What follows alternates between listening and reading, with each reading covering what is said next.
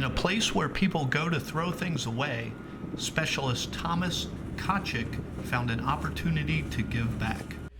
I went out there and I started collecting stuff. Essentially, we started out getting it for ourselves.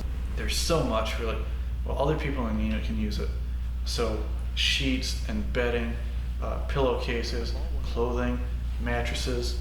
We just collected every bit of it up that we could, and we washed it, and we agreed that we're just going to take it, and then anybody that needed it could have it. Tkaczyk soon had so many items he couldn't store them all, so he approached Chaplain Philip Dow at the Powidz Air Base Chapel.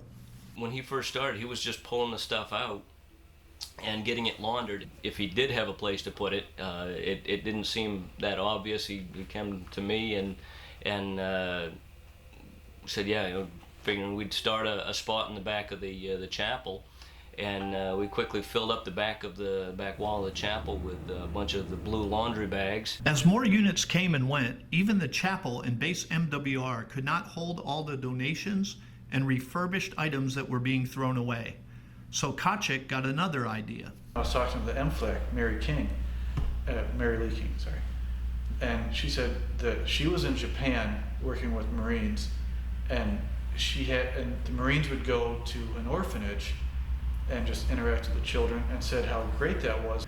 King put Tkaczyk in touch with Mother Superior Eva Kruszka, who runs a special education center, formerly known as an orphanage, in nearby Gniezno, Poland. Soon the soldiers at the airbase were making monthly visits to the center. Zagrożeniem. These are both children who are intellectually agile, but they come from